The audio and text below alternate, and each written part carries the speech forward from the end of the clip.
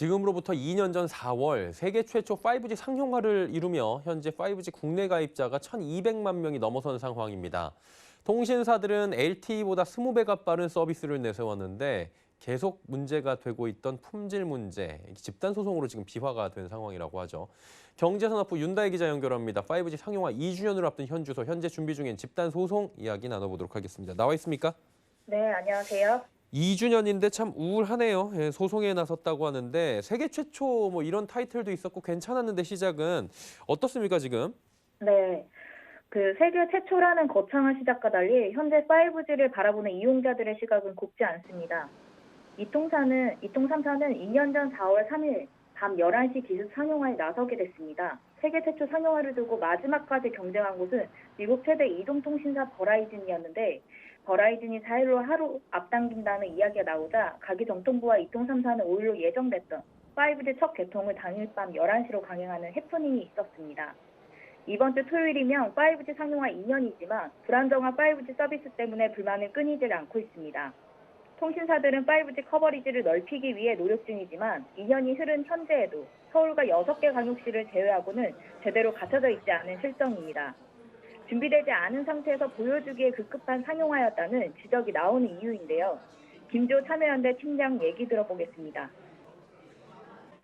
5G 상용화 당시부터 준비가 안 돼 있었다는 것은 이통사도 그렇고 가기부도 인정하는 바예요. 본인들도 인가 당시 서류에 보면 LTE 정도 수준으로 상용화되려면 최소 3, 4년 이상 걸린다라고 본인들도 그 문서에 써놨었거든요. LTE 용도로 훨씬 비싼 5G 요금제를 내면서 망이 제대로 갖춰지지 않았음에도 불구하고 거기에 대한 아무런 대책이 없었던 거고 그거를 또 과기부가 그대로 인가를 해준 거죠.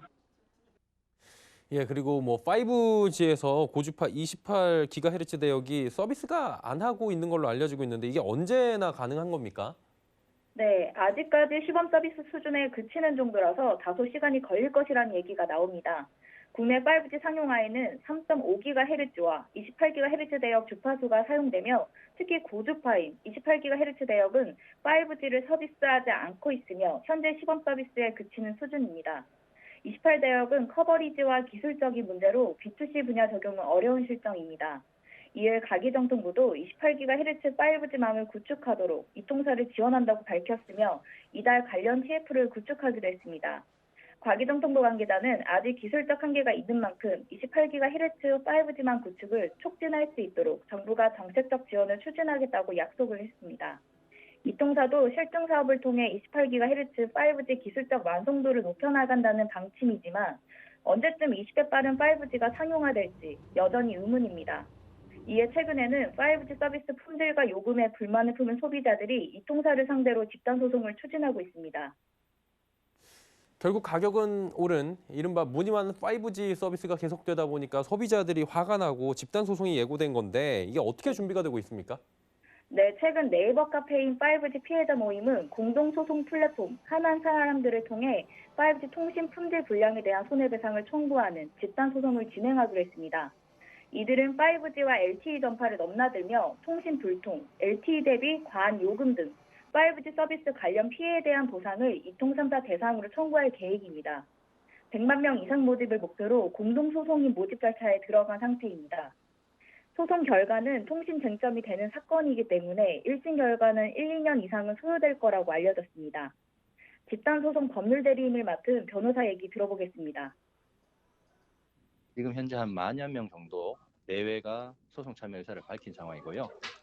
이 직접 피해 사례들을 이제 계속해서 보내고 계시기 때문에 그런 것들을 이제 정리를 하면은 민법상 채무 불이행을 이유로 한 손해배상 청구 요건을 충분히 입증할 수 있을 걸로. 결과도 결과인데 이 과정에서도 파장이 좀 클 것으로 보이는데 어떻습니까? 네, 아무래도 소송을 진행하다 보면 여러 가지 부정적인 자료들이 공개될 수밖에 없을 텐데요. 이 과정에서 5G 고객 이탈이 발생할 가능성이 있습니다. 김진욱 변호사 얘기 들어보겠습니다. LTE로 갈아타시는 분들도 지금 수십만 명이 되는 상황이잖아요.